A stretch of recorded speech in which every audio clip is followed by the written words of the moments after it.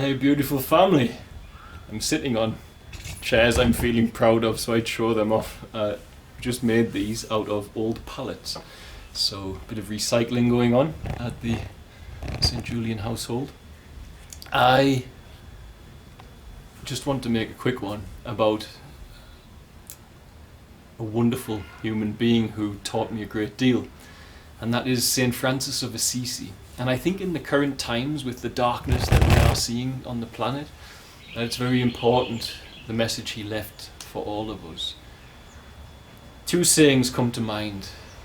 One, as the sun hits me here, a single sunbeam can cast away many shadows. The second, probably more poignant, all the darkness in the world cannot extinguish the light of a single candle. These are beautiful sayings, but they're not something just to make you feel good, because obviously they do tend to make people feel good, but they are more than that. They are to be contemplated. The saints had profound wisdom, many of them. Contemplate the things they said, and sometimes they said things in one sentence which can govern the way you live your life. In this current time, many people fear the dark. Now, once over, before I manage to get focused and get channeled and slow, if you want your dreams on this planet to be, you've got to take your time. You've got to go slow.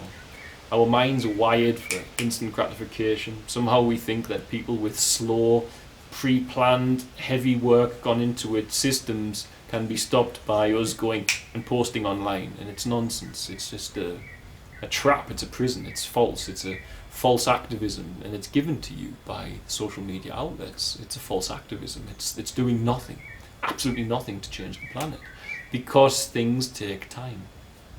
You are basically on a roller coaster, and that roller coaster has a predefined direction that it's going. Now, if you keep responding to parts of the roller coaster you don't like, you're still on the roller coaster.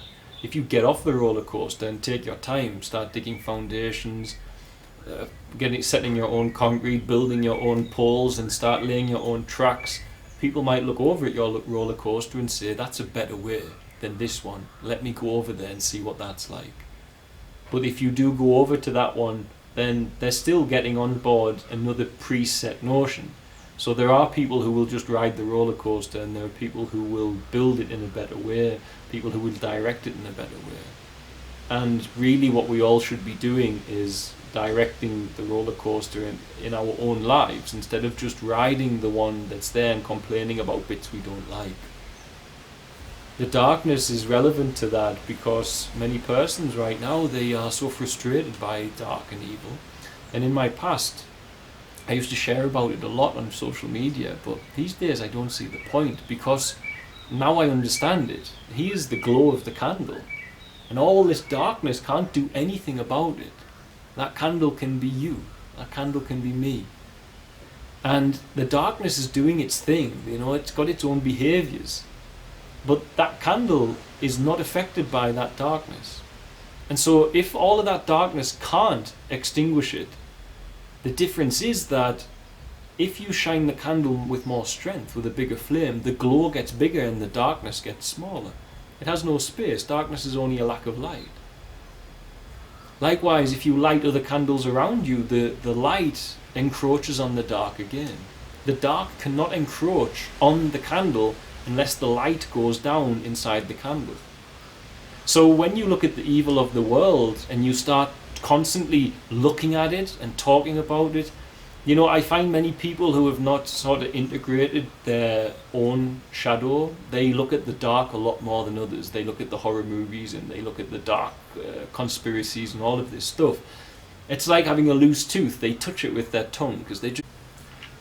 Sorry, my battery cut out. I was saying it's like having a loose tooth, and you keep touching it with your tongue even though you know it's going to hurt, but you still keep doing it.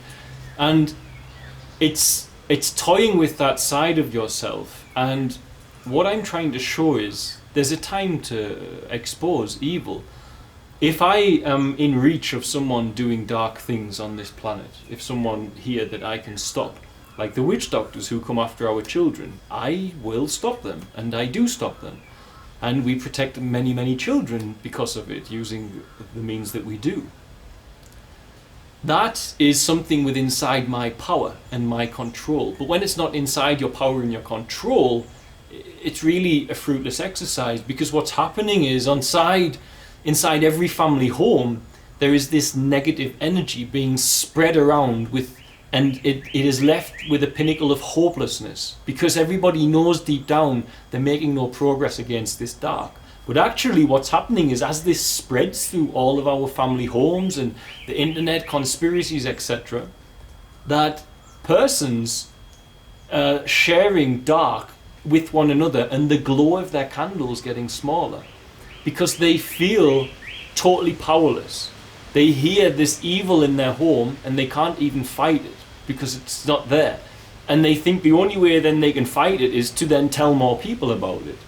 But then all they're doing is dimming the candles, because the only way to bring change is to focus all of your energy on the new. That means if you want to combat darkness, then you have to cultivate the fruits of the spirit over the fruits of the flesh. You have to make your candle shine bright. And that is the only way ever a human being will get rid of dark. Ever. Is to bring a candle to it. And sharing things when you are powerless, when you can't do anything about it, it just leaves your candle more and more dim. Because there's no love in what you're doing. The root of your cause for wanting to share it might be love and concern and being appalled at some of the things you hear. But you're not doing anything because you can't reach it to do it. And it's being beamed into your home, and you share it with your friends. And we just keep bringing this dark into our candle and making the flame smaller and making the glow smaller. So what we have to do is reset, and we have to say, it's very clear. All the darkness in the world can't extinguish a single candle. So what do? Let's light candles. Let's light as many as we can. And in the metaphysics of the human sphere of light and dark, go forth and let your light shine before men, that they may see your good works, as the Bible says. You must light candles. You can light 1,000,000 candles from one.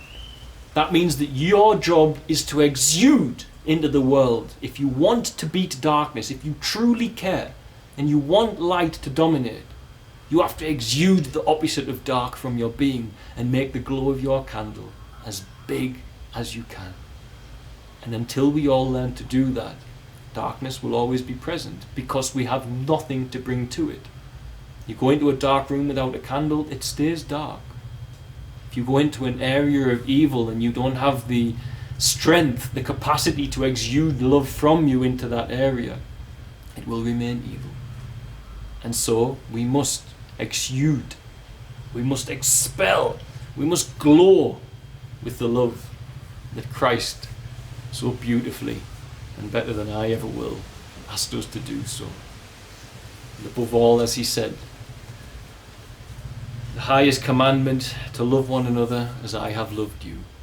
If you can't find it in you to love your enemies, you might as well step away from the playing field and find it. Otherwise you're going to fail. You're not going to add anything to it. More than likely all you're going to add is the dimming of the candles around you. God bless, guys. I love you all. Bye.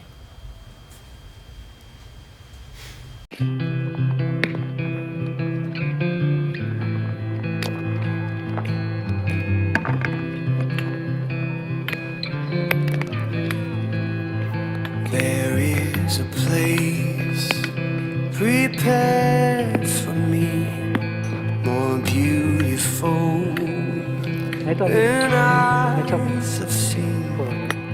When these burdens weigh me down, I won't lose heart, I will not doubt. Grace will